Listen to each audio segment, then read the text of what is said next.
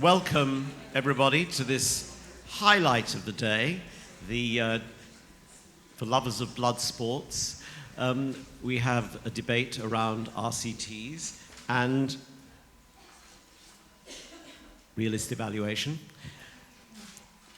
And I had hoped that there would be two phalanxes of people, those who loved it and those who hated it, whatever it was.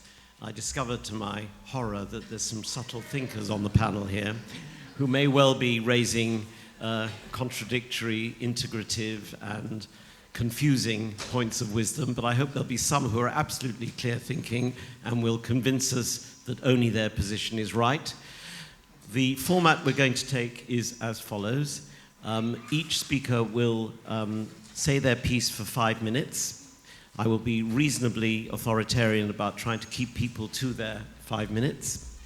And then each speaker will have the chance to raise at least one question with another member of the panel, so that we have a degree of interchange on the panel, as well as simply making speeches and then waiting for the floor to rescue us from our confusions. So on that basis, I would like to open the proceedings by inviting Bruno Marchal, who, if you wish to introduce yourself because you fear you're not already well known, you may well do so. Otherwise, go straight to the point, and you have 5 minutes to convince the audience that yours is the right view.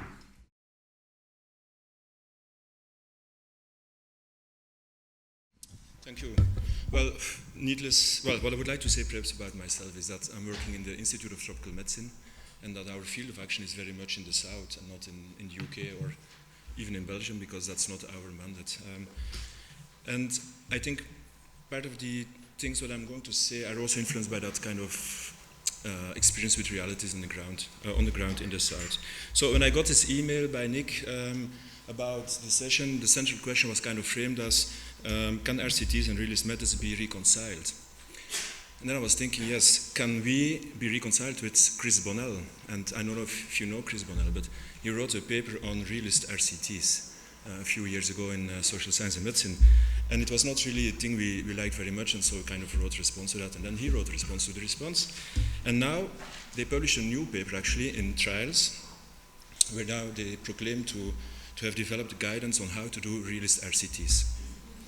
So I will be quite upfront, very short now, no PowerPoint presentation. I'll let you be killed by the PowerPoints by my colleagues. The thing is, I think that RCTs are just too simple a design to deal with kind of complex processes we're interested in if you look at evaluation of social programs. And therefore, perhaps the whole question which was in this email about can RCTs and realist methods be reconciled should be kind of reframed. Because it's not perhaps about realist methods, it's about the methodology. And what's key to the methodology in realism, at least to me, is its specific interest in the complexity of the causal processes. Now, you know this concept of generative causation, but other people have thought about the complexity of that social, let's say social change in general in different ways. And since that is key to realist reasoning, and since the RCTs and kind of derivatives. And I must say I'm not restricted by any knowledge on advanced RCT. I leave that to my much more specialized colleagues. So I can be quite simple in my reasoning because I'm not a specialist in the RCTs in a sense. But what I would like to say is that if causation is to be complex in specific cases where causes are actually related to people and how people relate to each other, then the variable kind of focused analysis and the techniques which are used in randomized controlled trials are perhaps too limited.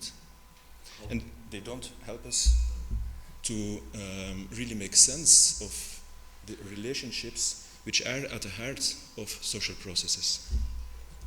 And so it fits quite well, the RCT design, with the idea that causation is about finding out which variable is better linked or can be attributed, can be correlated better to the observed outcomes, which is okay if, again, the processes are simple and if we deal with biological agents like new vaccines or we deal with drugs, then that causal chain can be considered to be reasonably simple. But it's not going to be the case when you apply that logic to interventions where human agency both at the side of the provider as at the side of the people swallowing the drug or being subject to the intervention are going to be at play. And so the two weaknesses, I think, in RCTs are one, it's a fixed design, which makes that the whole thing needs to be protocolized and you need to stick to the design from the beginning, which makes it very hard to capture emergence and kind of the emergent causality that's at heart of social programs. But they're also fixed in the terms of what can be measured. And if your design is variable oriented, then you need to know quite well what the variables will be that you are going to put into your design. And so unknown unknowns, and again, emergent processes will be quite hard to capture. So I think, and I can be quite short now, that the question is not whether RCTs can be realist. The question is rather, we can, and I think the answer is yes to that question. The question we need to ask then is, can we use RCTs in a realist methodology? And so in the way we think about using our methods in realism, it's that methods follow problems, methods follow theory, methods follow hypothesis. And there I think RCTs can play a role. But not when, as some people claim, they can be used, I don't believe that they can be used actually to elucidate, to explore, or to identify causal processes. So I'll leave it here, and I'll be looking forward to my colleague's section.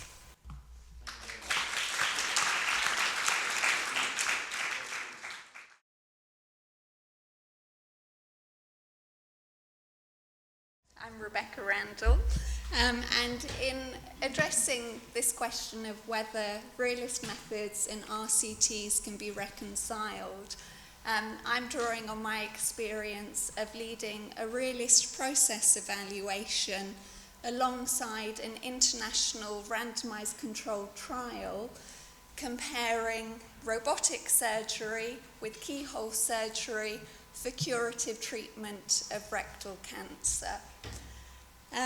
So for the process evaluation, we had two key objectives. So firstly, all centres in the trial had introduced robotic surgery prior to joining the trial. So there were likely to be variations in that process of implementation. But at the same time, there were reports, certainly within the UK, of NHS trusts purchasing these surgical robots at a cost of about £1.5 million, and then them being underused. So what we wanted to do was to look at the implementation chains to understand what's needed for robotic surgery to be successfully introduced into routine surgical practice. So across 9 NHS trusts, we gathered accounts of how robotic surgery was introduced into practice, and practitioners' theories about the strategies that they used that supported that. So, for example, things like team training or having a dedicated robotic team, in what context those strategies were successful and how they were successful. Then the second objective was about looking at impacts that were outside the scope of the trial, particularly about the impact of robotic surgery on teamwork and communication, because the surgeon separated from the patient and the rest of the team. So through interviews, we captured practitioners' theories, not just about the impacts, but again about not just the impacts of robotic surgery on teamwork and communication, but also the strategies that they use to overcome those challenges and the context in which those strategies are effective. And we're now testing those theories through observations of both robotic and keyhole operations. A challenge for us was that our study started after the trial, which limited the impact that we could have on the trial. So, for example, something that's come up in our study is the importance of the experience of the assistant and the scrub practitioner for effective coordination in robotic surgery. This was something that was of interest to the trial management group, but in the trial report form, they captured structured data about the experience of the surgeon, but the experience of the rest of the team was in free text, so it would be very difficult to use that data to test our theories. So I think from that experience, what I would want to do in future work is to use realist evaluation at the feasibility stage, so that you're getting your theories early on so that you can inform the trial, both in terms of thinking about what data the trial needs to collect, what data you need to collect in the process evaluation alongside, so that you can test your theories, but also that also makes other contributions to the trial, because you can think about in what context the intervention is going to have most effect, so to inform the implementation of that trial, but also thinking about not just in what context to introduce the intervention, but the implementation strategies that would support successful use of that intervention. And also thinking about the components of the intervention. So if that, at that feasibility stage, we can identify which components of the intervention are associated with the mechanisms that trigger the outcomes that we want, then within the RCT you can make sure that those components are preserved, whereas other components of the intervention could be adapted to the local context. So I guess I'm not arguing for realist RCTs, but what I'm saying is that I think that there are realist methods can be used to support RCTs.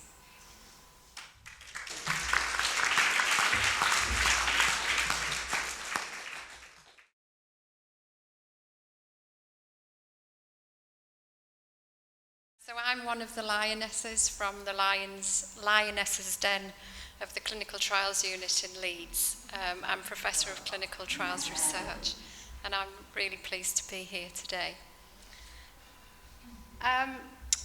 What confuses me about this debate is the issue around causality, because randomised controlled trials, the biomedical model for randomised controlled trials, doesn't consider causality. The cause and effect work has already been done, usually. And what we're looking for in randomised controlled trials is group differences. That is what a randomised controlled trial is designed to show. So we have the population, the intervention, the comparator, and the outcome. There's nothing in a research question for a typical randomised controlled trial about causality. We do have lots of examples where causal pathways are looked at as sub-studies. So, for example, we ran a space rocket trial, which is a trial of 2 statins, and there was a genetic sub-study that ran alongside that and demonstrated that there was a genetic variant, which meant that the patients with that genetic variant had a much better response to the drug. So we run these mechanistic work alongside the trial, but the primary purpose of a randomised controlled trial is to establish whether there's a difference between the 2 groups. I think when we're talking about complex interventions and devices, we are leading the way internationally because of the funding available in the UK, and we are all learning as we go along in terms of some of the other methodological work that needs to be undertaken, and that we can't go from a zero base to a full-scale phase 3 randomised controlled trial to evaluate interventions, and that the workup, there is considerable workup that needs to be done before we even consider whether a trial is necessary or appropriate for that particular intervention. And so I think we need to start talking to each other and move away from the biomedical model that we're all working within, or well, some of us are. And we're also, I think, there is a much better awareness with the funders around some of the requirements for this necessary workup. But as an investigator, it's very difficult to negotiate these funding streams. So if we were a drug company, we don't have to negotiate those funding streams. The company has a strategy, and if it's behind you, and the 10 years of funding follows the programme of work. But when we're investigators, we have to get a bit of money from one funder for one part of the work, and a bit of money from another funder, and so forth. So putting all of this work together, the pathway together, is complicated. I think we're also hindered in many ways by some of the early work with the MRC complex intervention framework, because there was insufficient emphasis given to the need to understand context and mechanism. And I think there are, within the complex intervention world, there is a growing awareness of that, but I'm not sure how much synergy there is between the realism world and the complex intervention world, and I think that that's something that we need to take forward. Sorry, you can't see these actually. So that's the complex intervention, MRC. This is a new framework developed by some of the public health people, which has got the word mechanism in, amazingly. So, maybe things are moving forward. How am I doing for time? I've got to stop. A minute, oh great. The other issue is interpretation. So when we interpret trials, people think that because there's a significant difference between treatment groups, that means that that's the right treatment for everybody, and that is not the case. So when, for example, we're looking at survival in cancer trials, the difference we're looking for typically is a 5% difference in 5-year mortality. And what's happening in the cancer world is the oncologists are becoming much better working with patients and explaining to patients, well, with radiotherapy, this is, 65% of people having radiotherapy will be alive in 5 years' time with your condition. And with chemotherapy, which takes a year, 63% of people will be alive in 5 years' time. What's your preference? So we've got to understand that these treatments don't work for everybody, and I think that part of the debate is the lack of understanding in how we interpret the data that is churned out through RCTs. And then finally, in terms of working together, it's really important that we all start to have a dialogue. The work we're doing with Rebecca, Randell, and then the next Rebecca, also, who's a methodologist, statistical methodologist, in terms of developing the pathway and working together so that we can make or evaluate interventions robustly, and that we get the best interventions out there for patients and services.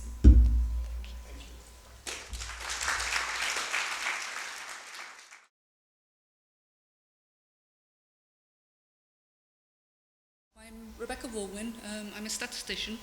Started off by being a psychologist, and I've turned statistician since. I went into statistics because I was unhappy that we were answering the questions that I was interested in as a psychologist, so I kind of come from both camps. I've worked in the clinical trials field for about 14 years now, mostly in the mental health field. To me, there is a frustration with the current RCT design, but people are using RCT synonymously with a parallel group design where you are randomizing 2 treatments to the patients. What they're not doing is having the question about whether you can use randomization in a more general experimental design framework to answer some of these questions. And to me, I would make quite a fundamental distinction between them. So taking the sort of aim that I have in mind, to me what I'm trying to do is to understand different types of components of a complex intervention for a defined problem or system of problems, I want to know which ones are causally related and which ones are incidentally related to the outcome. I want to know which combination of those components are necessary, in which circumstances, the setting, to what extent they are, which ones are more important than others in those settings. The why, I agree, is probably not an RCT thing, but actually for whom probably is. So I would say that actually the limitations of what we can currently do reduce that down if you restrict yourself to a parallel group RCT. What I'm in the process of doing some work on is thinking about other types of complexities that we do have ways of dealing with in an experimental design framework, but not in the current standard. So to me there are 4 types of complexity that I think that the standard parallel group design doesn't account for. One is that actually you've got individual components within your treatment package. And if all you're interested in is comparing one package to another, you've got a black box, it's very, very difficult to work out what's going on. So the first and the most fundamental step is that you need to recognise that within that package there are a series of distinct components. Those components can be different types. So you might have, in relation to my PhD, the therapist, and the behaviours that they do in psychotherapy are 2 components, distinct components of a complex intervention. They both relate to outcome and they both potentially interact with one another. And one of the other things that, when I read this literature, there is an assumption that you cannot deal with interactions within an RCT. That is not true. You can come up with interactions, you just need to design your study to be able to do so. The standard RCT has been designed with the idea of evaluating a drug. To do that, you have a simple one treatment variable intervention, and you are trying to separate it from its context because it's a drug. You can't do that with any other type of intervention, and therefore there's no point in trying to, and that actually you should be allowing for interactions between the intervention components, the whole package, and the context itself within the design. All it means is that you've got to go more complex, more sophisticated in your experimental design. Another situation with complex interventions is that they're multi-level. So you might have some components directed at the clinic, some at the staff within the clinic, others at the patients within the clinic. That is the complex system. And you need to be able to take into account those different directed components. Similarly, you might repeat your intervention over time that evolves. That might simply be a repeat intervention, such as a hip operation done on one hip and then the other hip within the same person. Or it might be dynamic in that you might have some kind of stepped care whereby the intensity of the future components of that intervention get more intensive as somebody doesn't necessarily respond to the less intensive intervention. Similarly, you can change the intervention and tailor it to patient need. All of these things are quite possible within an RCT framework. The final one is the cascading side of it, is that actual interventions evolve over time across those levels. So actually with a psychotherapy, the training of the therapist is an intervention. It's a complex intervention, and what you do in that training and the supervision of the therapist will have an impact on the patient as well as what the therapist does with that patient. So they become compounded parts of an intervention that go along a cascade. There are experimental designs that exist for looking at each of these 4 things separately. There aren't at the moment experimental designs that allow you to take and pick and choose the bits that you want to do. And that's what we're in the process of trying to work out. So thank you very much.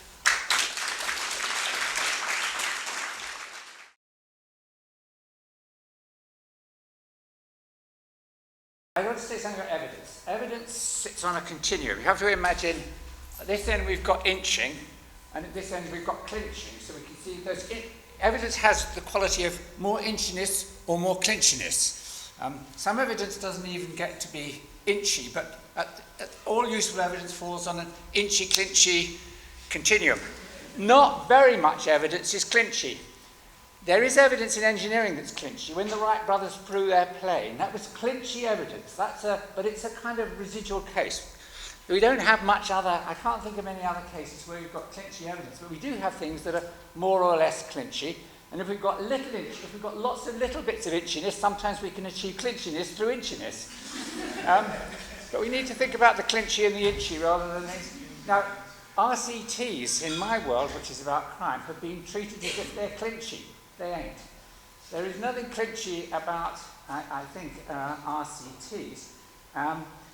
Ideal RCTs, it's not to say that ideal RCTs aren't of any, don't provide any information at all. I think what they do is this, although I stand to be corrected.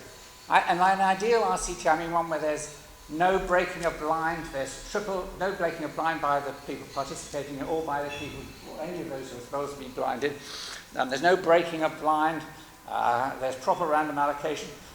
Looking at the details of RCTs, many of them don't actually achieve the ideal standard, but let's assume we've got the idealized ICT.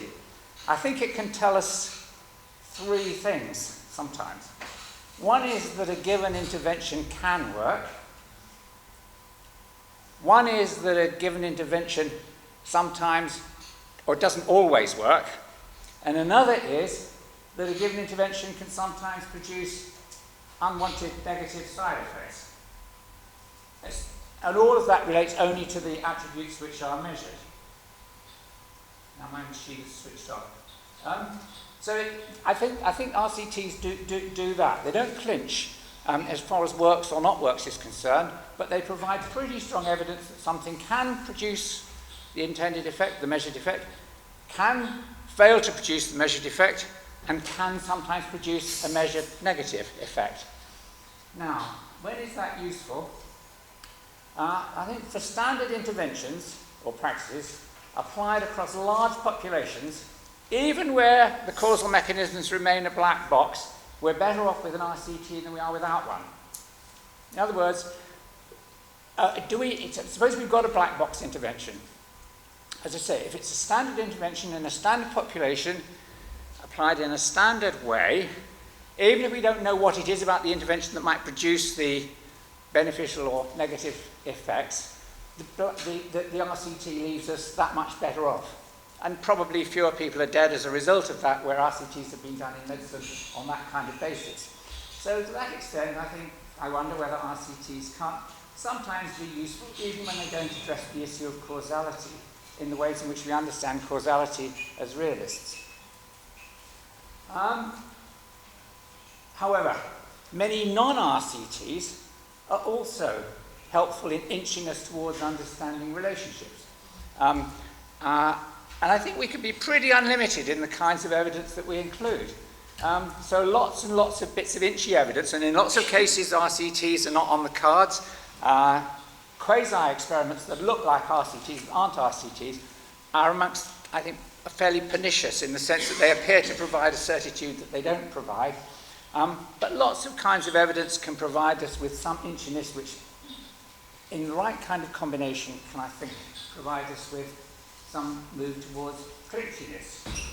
I think advances occur through the interplay of bits of inching theory, case studies, history, news reports, exposés, experiments of different kinds, field trials, statistical analysis, qualitative research, and critical reconstructions of past research evidence. In other words, I think we can be absolutely promiscuous in the kinds of research evidence that we entertain, provided that it speaks to the issue that we're trying to understand. As I say, I think the RCTs do one thing. They're not uninformative. They're not completely uninformative. And I think it's a mistake to believe that they're completely uninformative. But they form one form of evidence. I also wonder whether RCTs can't be designed to provide a part test of CMOCs. In other words, that contriving a CMO situation and randomly allocating a population to that conjectured crucial condition, or a range of crucial conditions that relate to different subgroups, I think, can adduce some evidence that inches towards testing the CMOC conjecture. In other words, I don't want to even rule out the RCT in relation to those circumstances. The final point I want to make is really unrelated to either of those, and it relates to a reading of Harry Collins' work. Are you familiar with Harry Collins' work? Well, Harry Collins' work, anybody else? Harry Collins has written lots of things, amongst which are 2 books recently about expertise, which I'm not going to talk about, but which I think are ever so useful. But what I am going to talk about is the experimenters regress.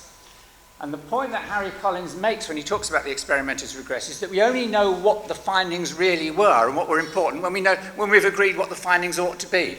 In other words, Harry Collins takes the view that in the history of science, then it's not the case that evidence, if you like, drives at the time the conclusion in some inexorable form, but rather once a consensus has been reached within the expert community, within the informed community that a given finding holds, then retrospectively we can look back and determine what it was that was clinchy or inchy towards that finding. So we tend as methodologists to try and to be as clinchy as we can and to be as little inchy as we can, but nevertheless, ultimately, I think Harry Collins might be right that historically we can reconstruct what turned out to be more clinchy, very difficult at the time in the white heat of academic debate and research. Okay.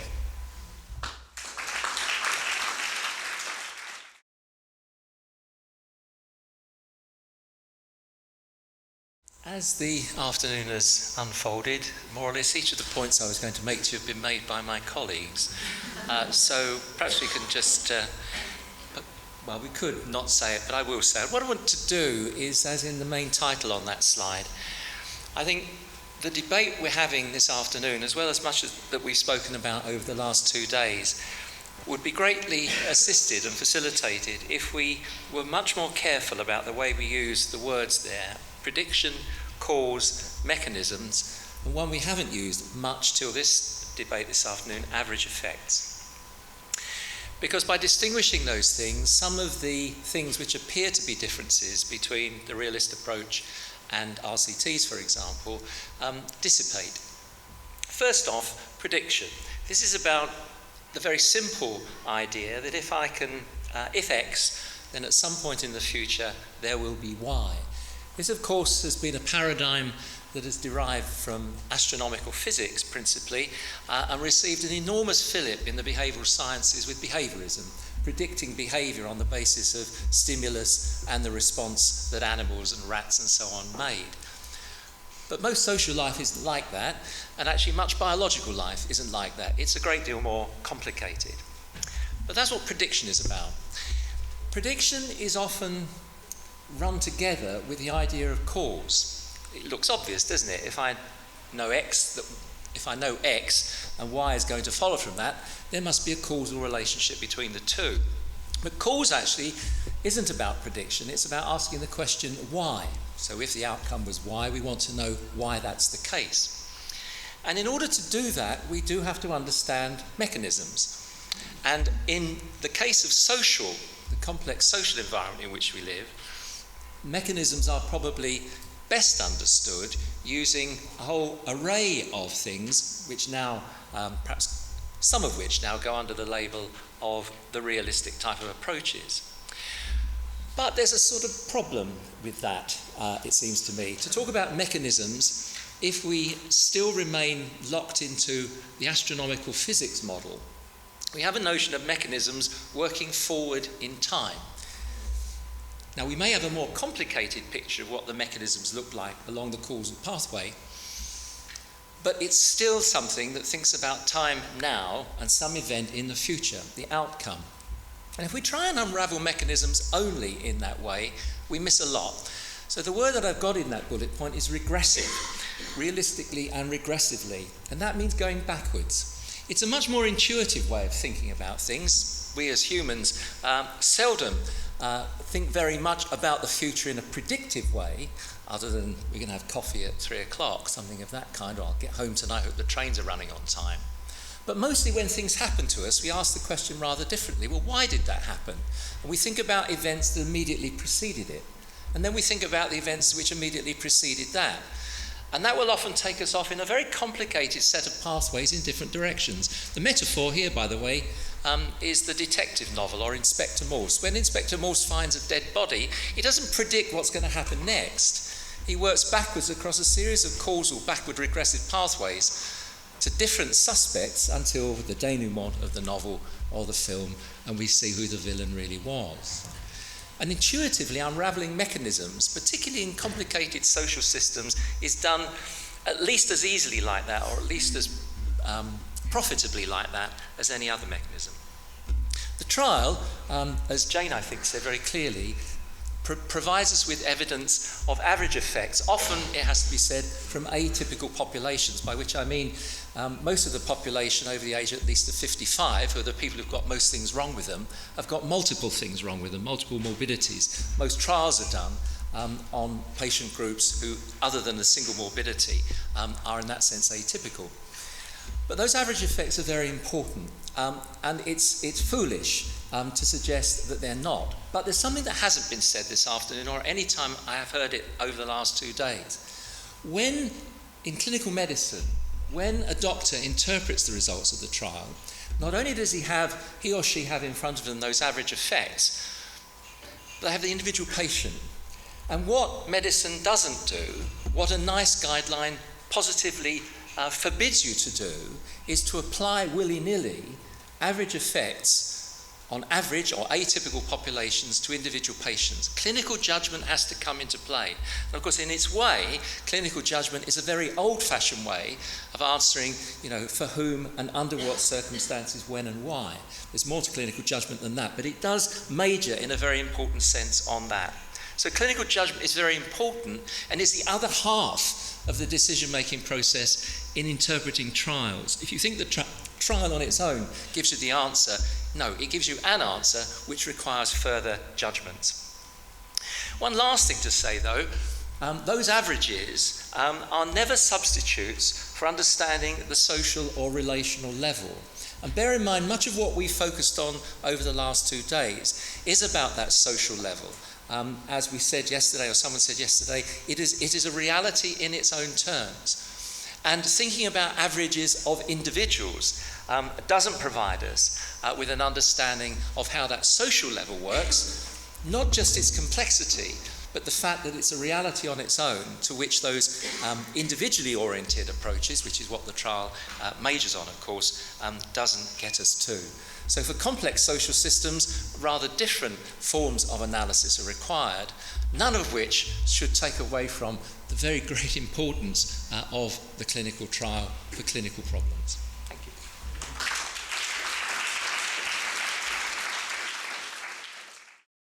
That was laying out your stalls in a very impressive and clear and brief way. I'd like the panel to have the chance to reflect, ask questions. If each member of the panel wishes to, they don't have to, if they wish to, ask a question from one other member of the panel, or two if they chose, that would be a good way to kick off our debate before we open up to the floor. So can I ask if there's anybody on the panel who, having heard the remarks of their colleagues, might perhaps want to throw something in? I'm going to start with Rebecca 2. So I guess this is a question for either Jane or Rebecca, but it felt for me, listening to both Bruno and Nick's presentations, that their conception of what an RCT is or should be doesn't necessarily reflect all the things that are the ways in which you can vary an RCT design. So, for example, Nick talked about the ideal RCT, whereas I think actually now that would no longer necessarily be considered the ideal RCT. Would either Jane or Rebecca like to respond?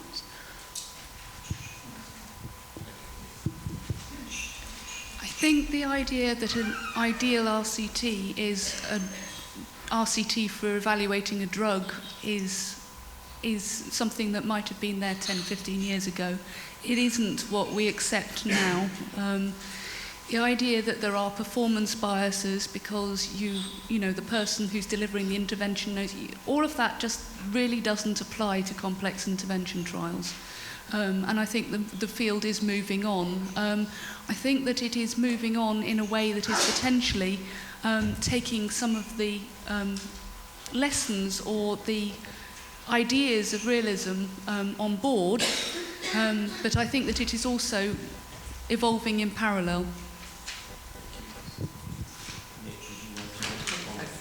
I'll just respond by saying I wasn't thinking of complex interventions. I was thinking of what if we were to design an RCT, what an RCT could tell us under those idealised circumstances. I'm much more sceptical about their use in complex social interventions. I just think that they have a role and a function in other kinds of interventions where the subject of the treatment is passive rather than active. Where I think the idealised ICT delivers its results. I'm not sure it delivers its results in complex social programmes much at all. Can I add to that as well? Answer and ask, Okay. There's a notion about, well, I don't know what an ideal RCT is, because if we look at systematic reviews of RCTs, we get a plethora of really badly conducted studies over the last 50 years. So being a trialist is a relatively new specialism within the applied health research field. And there's a huge amount of innovative design work that's going on to develop different drug trial designs. There's multi-stage, multi-arm trials to look at multiple interventions alongside each other, early phase designs, adaptive designs. And I think what we're trying to do as a specialism is recognise that every intervention brings with it its own quirks and complexities, whether that's a surgical trial or a device or a drug, and we need to think outside the box really for just about everything that we do in the trials unit, and that's in part why there's been a big investment in the trials unit infrastructure within the UK. Thank you. Bruno, you wanted to raise a question? Well, it's perhaps less a question than a comment or something to throw into the group in a sense, and that's about, okay, we need to find a common language. We need, in fact, to be able to discuss and to dialogue much better between those different kinds of disciplines. But I have the feeling that the war of paradigms is no longer between qualitative and quantitative scientists, or between positivists in whatever shape they take now and constructivists, where realism finds itself kind of squeezed in between. Is it not more about how we look at complexity? And I mean, this is the people who developed the Cunefin framework, I think Bonn and Stanford, and they kind of divided things into two things. People are either going to accept complexity, or they're going to try to restrict, to kind of simplify the things. And so it's kind of a view on the world as being mathematically complex, or a view on the world that is actually socially complex, and that therefore cannot be reduced to simple bits and pieces and interactions between elements and between contexts. And so I think a lot of at least in Antwerp, a lot of the colleagues are very much into the mathematical complexity field, where they try to make sense of this complex social world by identifying simple rules, where they try to go to the simple basic elements that explain the magic formula, kind of the magic formula that explains social life. And I think we need to acknowledge the difference between those 2 points of view. So I'm not sure the specialists in statistics and RCTs, do you see that same kind of tension when you look at, for example, the MRC guidelines on complex interventions, which came out recently again with an upgrade kind of. They just simply add process evaluation to the RCT design, and now they call it fit for evaluation of complex systems. So I'm wondering if we don't need to kind of acknowledge this difference between people who believe the world is socially complex and therefore not reducible to simple rules, as opposed to the people who think that if you throw kind of mathematics and statistics and computer science to it, we'll just find the simple rules.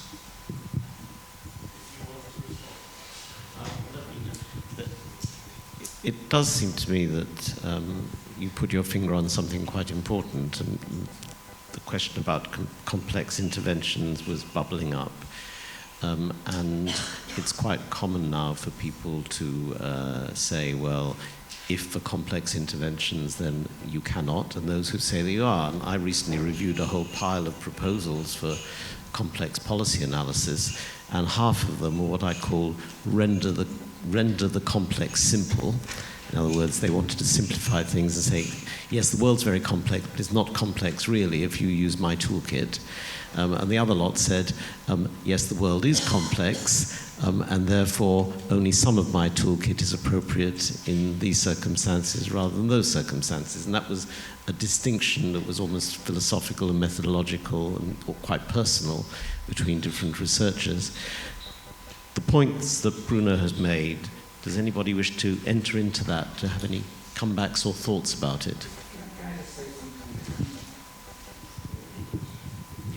You're mostly interested in medical matters and overseas aid. My work is all to do with crime. I've yet to come across an intervention which is put in place consistently over time in communities which are consistent, that don't involve adaptation by the people to whom the intervention is applied, that aren't subject to adaptation then by the people who are delivering the intervention.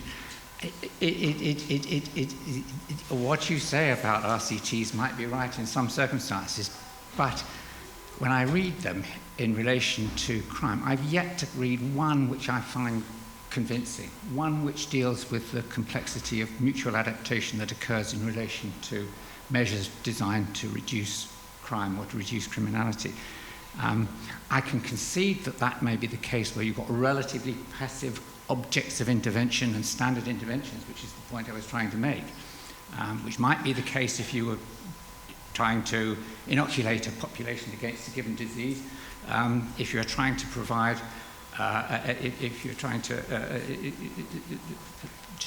operate any kind of population-wide intervention in relatively stable, relatively passive targets of intervention, but in relation to interventions which involve agency, intentionality, interaction, I just think that you may come across a finding that goes for here and now, but the translation of that to there and then, I'm very sceptical of. I hate the term evidence-based policy. I don't even much like evidence-informed policy. I think we can have tested theories, and the tested theories provide some portability, and I'd much rather we talked about that, and I'd much rather we talked about ways in which we could test theories that relate to the activation of mechanisms within a given context, whose then application needs some kind of sensitivity to the particularities of where or the measures are being put in place. But I think that's the world that certainly that's the world I think we live in relation to crime. Yeah, I mean, this harks back to the comment that I made this morning about we should not ignore the fact that different policy domains shape the way we use methodologies, and methodological assumptions are often unknowingly shaped by particular domains. But I was particularly interested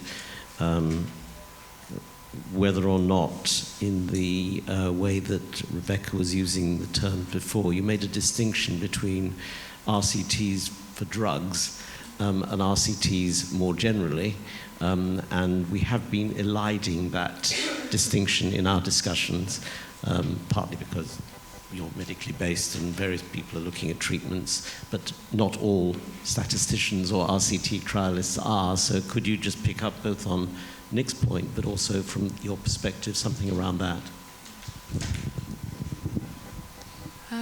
The general idea of a standard RCT, the reason for the standardization of it is that you are trying to boil down the intervention into one treatment variable. If you only allow, if that is the maximum you can describe of your intervention, is whether it's in this box or it's in this box, then that to me is where it fundamentally goes wrong with a complex intervention versus a drug. It is a perfectly reasonable thing to do with a drug because actually you want to know about the package that is that drug. But actually when you've got a complex intervention, there are interactions that you would expect between each of the components with each other and with the context, that if you boil everything down into that one variable, then it's all, you're not going to learn what you want to learn out of it. And so the sorts of things that I was alluding to with the idea that actually your intervention might have components that are added to over time, that are dependent on the patient, that are responsive to the patient, that are dynamic, all those sorts of things are ways of basically saying that your treatment is more complex than that one variable. It changes over time, it gets added to over time. What constitutes that treatment depends on the patient or whatever the context is. All of these things can be allowed for, but you would need to design them in specifically rather than using a standard design. Are you expressing hope for the future, or are you expressing something that someone somewhere in the world, maybe yourself, do?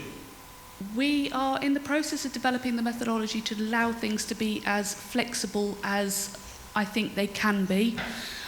You can certainly go a lot further than people currently are doing already, but it is, to me, about more than what you're trying to achieve. RCTs aren't necessarily there just to answer one question. They're there at a different stage. So you will have the question for the policymakers as to whether to roll out that intervention across the UK, and that is probably the simple question that we focus on answering.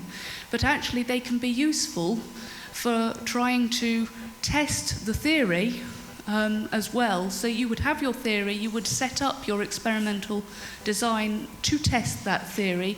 Through that, you would hope that you would understand how the intervention works better. From that, you would hope to optimize empirically what that intervention is before you then take it out into the wider field. So yes, it is a hope for the future, but it's nothing that is impossible. I'm finding this quite upsetting, personally. You're undermining all my prejudices, and you're doing it in such a calm, reflective way that I have no way of dealing with it.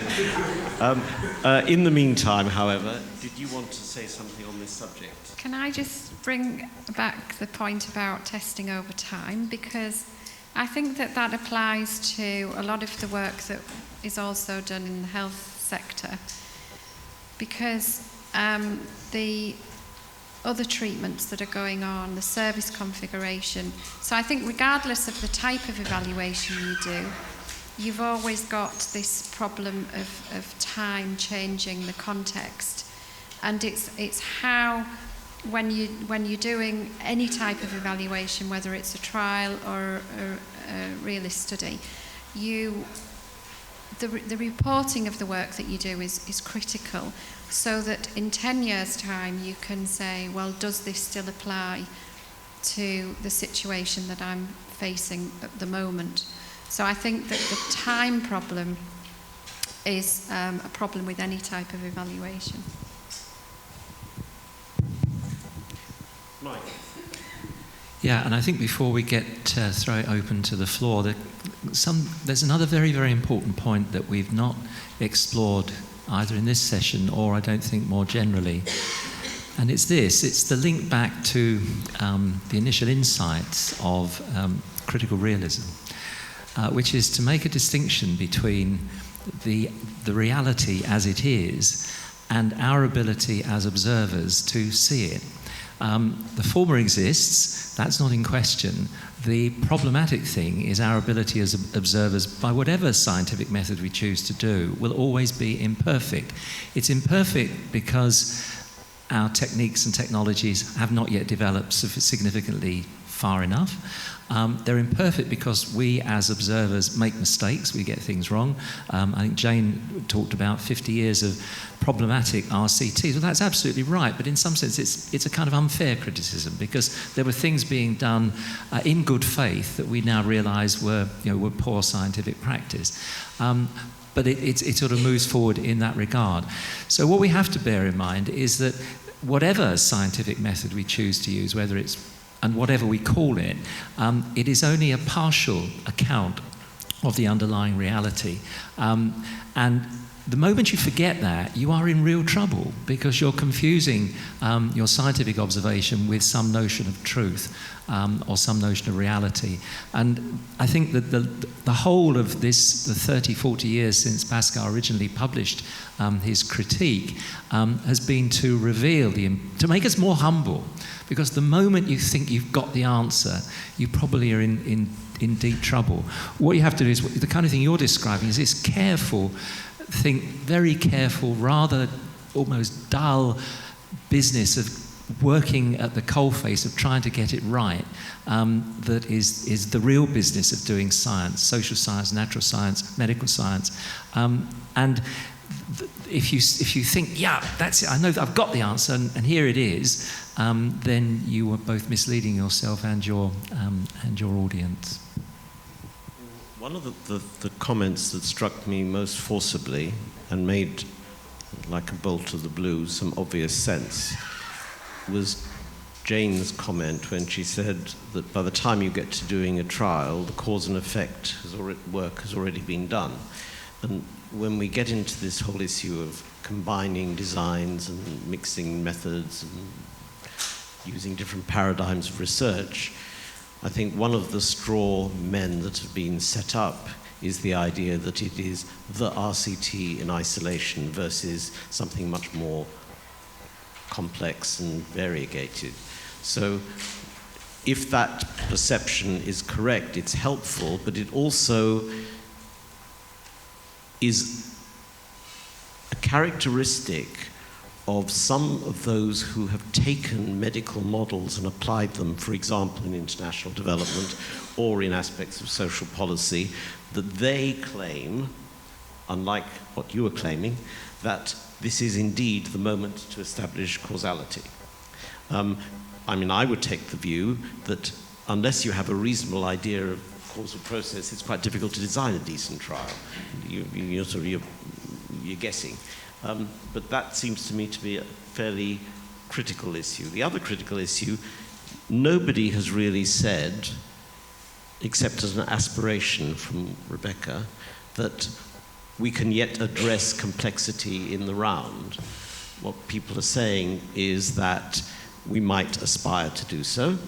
And what people are also saying is that different methods and methodologies are needed, yet possibly trials might have a role in that as one part of the total picture, but it is very much a bigger picture. Are those two statements reasonably consensus statements? Granting your aspiration, yes? Do you want to say one more thing? Because I think I'm about ready to throw it open. I think, in fact, innovation needs to be done at your field, at the coalface of statistics and that kind of designs. But there's a lot of interesting work happening also in other worlds, in other disciplines. And the bridge between qualitative and quantitative research is, for me, it's actually the field where the most important innovations need to be made yet. So you can talk about statistical modeling and agent-based modeling, that kind of stuff, but it's basically the methods like qualitative comparative analysis, perhaps process tracing. There are a lot of other stuff happening out there which are much more case-oriented instead of variable-oriented. And these methods which use actually more complex causality point of view might actually point us also in realist research to alternative ways of doing our research studies. Just that. I think we've heard a considered and very cautious, but yet quite authoritative reflection from different perspectives. I'd like to ask people to show their hands so that I can accumulate 2 or 3. I'm going to start on this side of the room. 1, 2, right at the back, 3.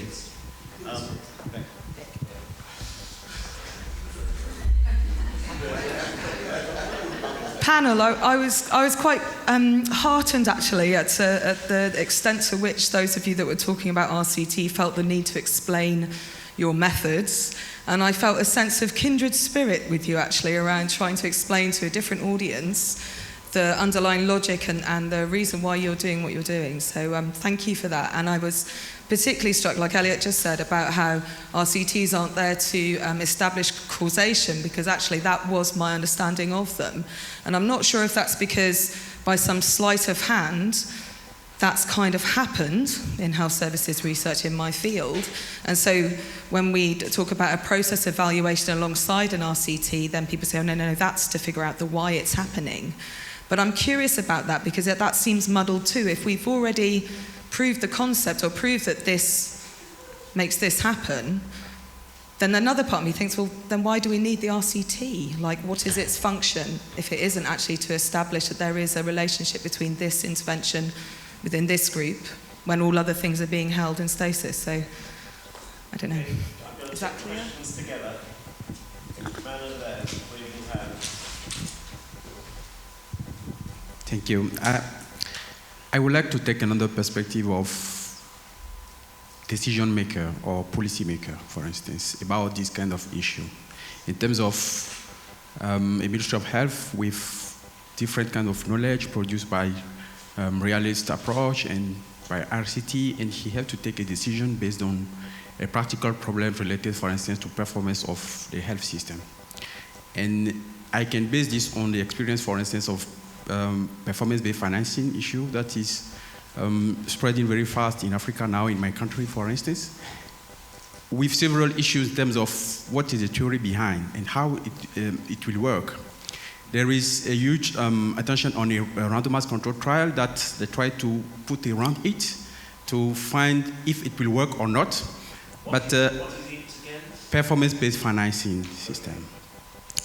And currently, it is already rolled out without the evidence that it will work.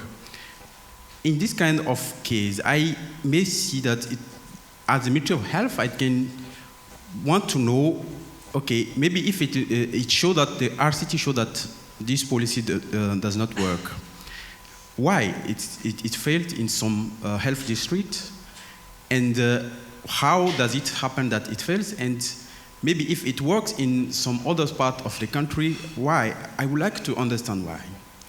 But in the same time, I like the perspective of Bruno Marchal that if we are really question-driven or research question-driven in terms of using the cycle of realist approach, we may find one day that we need a realist control trial to understand a specific part, to test a specific part of our theory of program.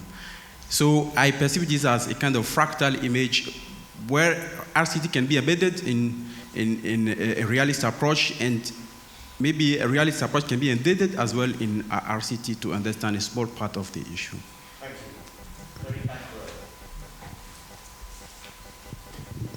Thanks. My question's directed to Jane. I really appreciated your comments about RCTs, nice perspective. And I wonder whether you think there is any reconcilability between mechanisms as they're talked about in some of the new complexity literature, like the MRC's guidelines, and mechanisms in the realist world, or whether you think they remain at either ends of the poles. The first of them was, well, if we've already established causality, why are we bothering with RCTs? The second, well, the questions have been heard. Who would like to pick up on the various questions?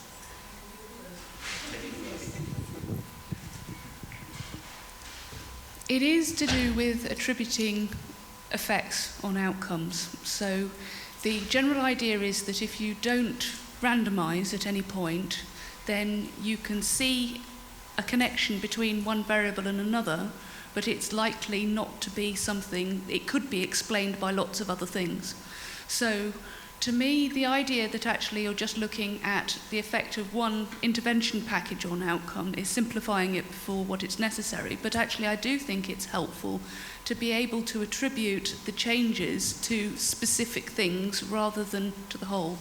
Having said that, I think that the reason that theory comes into it is that what you're looking at is a pattern of results across a lot of different things at the same time, and you're looking to see whether your pattern of results is consistent with the theory. And that is aided by being able to attribute the things that you're doing not to other things, but the things that you think that you can attribute them to, if that makes any sense.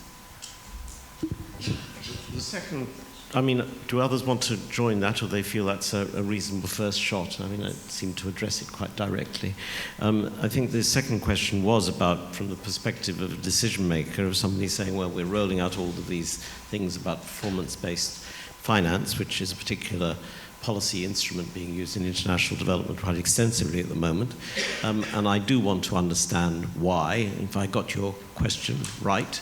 And you were therefore implying, I think, in your question, that it would not be enough for you to rely on an RCT because you would want to go much deeper into the whys, which is where am I understanding what the nature of your question was? I'm not sure anybody on the panel would disagree with that question, because people seem to be really reasonably circumspect in the way that they're making claims. But does anybody want to respond to that particular question? Or is a fair answer to say, yes, that's why we need a variety of different methodologies? I heard the question slightly differently. And the question by the end of the question was, so is it possible to embed realism into an RCT or an RCT into a realist design? Okay. Now that you've heard another version of the question, I'm going to ask Bruno to respond. If that's the question you're going to respond to. I think I just want to mirror what Nick said during his presentation. That's perhaps the best an RCT can do is to show, well, we need to be very careful in how we express things now, but to show whether a particular CMO actually holds true in particular contexts. So it's only when the causal processes are sufficiently understood and perhaps sufficiently standardizable to put into kind of a replicable intervention scheme that you can try to fit them into an RCT, but that's not going to be quite easy, of course. So I would say we can perhaps use RCTs when at some point we need evidence on effectiveness, but you need a lot of other research before and afterwards to contribute to decision making. Then I think the other thing which was very nice this morning was 17 years to put 14% of innovations into clinical practice. Okay, that kind of sobers our mind, I think, about how decisions are taken. And of course, we know that decisions are never taken just on the basis of evidence. What happens in West Africa with PBF is something that's being pushed by donors and by particular agencies who come up with their pet issue and their pet solution. And countries need to accept that if they're in a kind of a dependency position. And it's as simple as that, basically. So. Pick up a slight point on that. The idea that actually that all you can get out of the statistics is group differences is the case if you're looking at a parallel group design. But within what I'm looking at, the idea is that you would have a statistical model on which base you could predict outside of what you've observed in just the same way as you could by relating it back to theory. So you would have the theory and the statistical model together side by side, and they would help each other, is the idea. Outside of theory, it's in parallel and reinforcing each other. Okay. I think the third question was directed at Jane, so I'm giving you a chance to answer. If you recall it. I think it's a short answer, which is, of course, yes. And we are working in collaboration with realist methodologists on a number of fronts in order to develop work that's complementary. And I think, as Rebecca Randell said, that there's a realisation as well that we need to engage at a much earlier stage and not when trials have already started. And I think with the complex intervention and device world, even the workup needs to look at the CMO before we start even planning trials. So. Mike wanted to make a quick comment. Yeah, I want to draw, it's in answer to the question too, I want to draw a parallel between what I talked about in my presentation, namely clinical judgment, which I said is absolutely vital. You have to interpret the results on the basis of the patient in front of you, not just push forward with a set of results that come out of a trial. That's absolutely also true of complex interventions. So if the politicians are asking the question, give me the truth, and you pretend that that's what you've got as a consequence of whatever kind of method you've used, you're being as dishonest as it would be to practice bad medicine, to simply apply the results of a trial of a drug or any other intervention without reference to the nature of the person that's being treated. And it's really, really important to remember that, because the moment you don't, you stop being, as I said a moment ago, being humble, and you pretend you've got the answer. And the moment the scientist, the evaluator, anybody else starts saying that, they are, at the very worst, they're making an untruth. Thank you. Next round of hands. I saw some before. I'm going to start with Nick, then Ray, then Justin. Yes, thank you. Mike's last point could be as easily rewritten as variables are not substitutes for understanding the social and relational level of complex social systems. What do I do? Hold it. Oh, sorry. Right. Now you've disturbed my train of thought. Indeed, in selecting, there was a variable at play in selecting this particular panel, and that variable was me. I have selected my dream panel to talk about randomised controlled trials, and each of you has taken an incredibly sophisticated view towards randomised controlled trials, recognising their limitations, the limitations of variables in explaining the social and the relational in each case, and suggesting, each of you in one way or another, that what is required is a mix of methods, and how that mix of methods is put together is of itself an interesting problem to address. Do we burrow down into the qualitative before we look at, and so on and so forth. They go in all sorts of different directions. Now, that's fine, and it comes from this panel that recognises those problems. However, as you will know, some of you will no doubt be aware, the British Medical Journal has recently decided that it will not publish qualitative studies. So clearly, I suggest, there are others who hold rather more faith in certain methods as opposed to other methods. I would argue that we cannot understand the complexity, the very complexity that you require for clinical judgment, as an example, without that kind of qualitative insight that medics are regularly reading within their weekly magazine. So I'm not sure it's a question or a comment, but it's a comment. If there were a prize for the best session, which there isn't, you lot would have won it. No, the T-shirts come later for people anxiously waiting. And if there was a prize for the most stunning statement of the 2 days, it would go to Jane. Because it quite flummoxed Becky to know what you said about in drug trials, cause is well and truly established, and the RCTs, it goes about other businesses. And my God, you're right. But the reason you're right is you didn't have time to develop it, but your drug development pathway, all 12 years of it, had many components, and in fact many quite separate disciplines. So you had your basic science, digging out the mechanisms of action. You had your pharmacokinetics and pharmacodynamics, finding out how to deliver the intervention. You had in vitro trials, you had in animal trials, and trials across the different groups that Mike mentioned, excluding one rather important one. All of that is quite true, but often little known to social scientists. But the problem is that's not how RCTs are delivered in social science. Some harebrained policymaker dreams up an intervention, puts it out to tender, and somebody runs it in one place or for one group and not another, and imagines that it is answering finally and crucially the causal question. So I'm all for RCTs in social science as long as we have all of that massive amount of basic science sitting underneath it. It's a statement. Justin, is yours going to be a statement or a question? You've got the mic. So everybody else. Why do I need to know that before? Both of these were statements. Nobody else.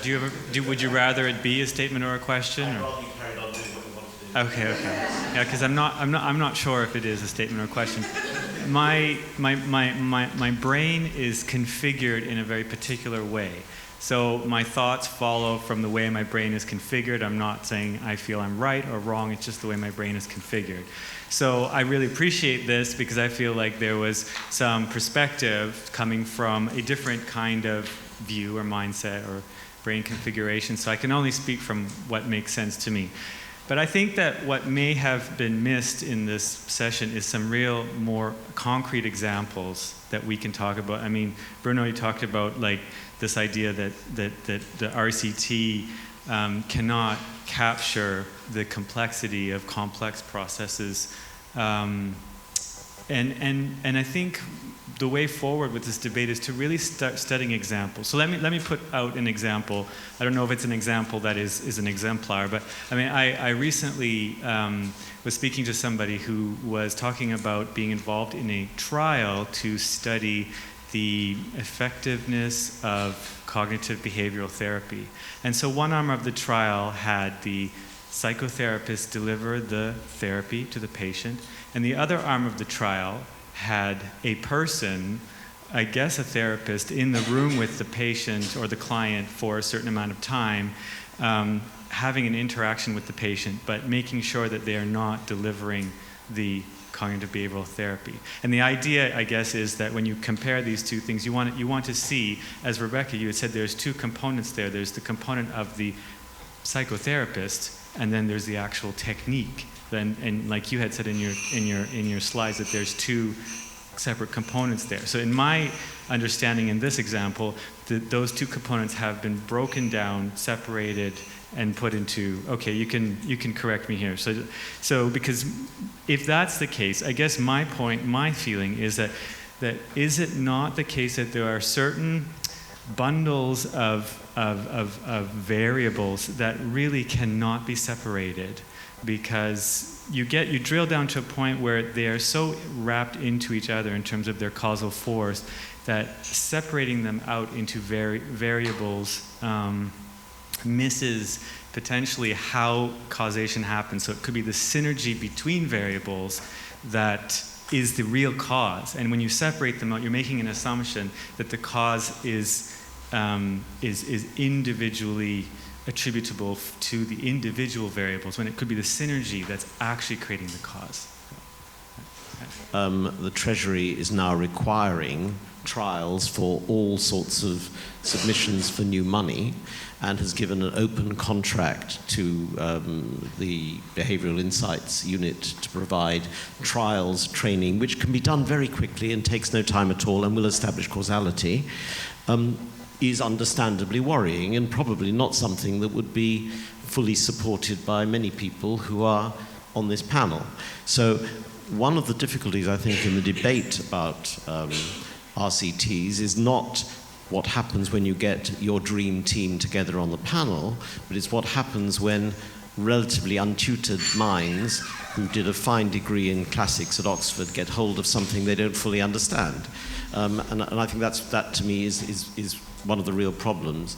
The second question, as I understood it from Justin, or the question that Justin put forward, was, there are various things, of course, we can do to disentangle multiple causes, and sophisticated statistical techniques may take us forward, but are there not some things which are so synergistic in their form that it's the combination of all of them that is making the difference? Hence, the very shape of an RCT is inappropriate, which takes me back to my Humean education, that what you guys do is the single cause of the single effect, isn't it? Even though you've done well to disabuse me of that this afternoon. I see an eager respondent first. One of the designs that I would probably recommend that people never use is what is called the attention placebo control trial design that you're talking about, because it is part of a sort of dismantling study, and the idea is that you are taking one isolated difference and comparing it, and you just can't do that. It doesn't work like that. So if I were to sort of expand on what I'm talking about, the therapist and their behaviour, You could have an example of counselling, which is the behaviour, given by either GPs or counsellors, and advice being the comparison. What you're interested in is whether actually counselling is better than advice, and whether a counsellor is better at giving it than a GP is. And actually what you're interested in is whether actually it's the combination of the two. So the synergies are actually of interest in these sorts of trials, and they're actually things you want to estimate separately from the effects of individual things together. So that's where it gets to a more complicated model. If you've got 30 seconds, no more. No, I agree, but what we do here is look at synergies between interventions. But I think in realism we're looking at synergies between causes, between contexts, between interventions, between actors. And that degree of complexity, I think, is not captured yet by your list of the 4 key elements of complexity you discussed. And I think it's the emergence and the dynamics which are so hard to capture. Anyway. I'm going to give Nick a quick word because we're going to round off so that we stick to time. But I have to say that the bit of the puzzle that I haven't heard prioritised, although it's been implicit in several things that have been said, is the issue of human agency. And it does seem to me that that's been underplayed in what we've talked about and maybe needs to be just put on the back burner and not forgotten, because it is partly addressed, but it still, for me, stands unresolved. I'll forego my talk, but that only says half hour. Well, we are remarkably timely, if my watch is at all right. We've been very privileged to have Nick having put together the dream team, who I, by the way, have never met many of them until minutes before, but who were both self-disciplined, clear, helpful, I hope as helpful to all of you as they have been to me, and I'd like us to show our thanks to the panel.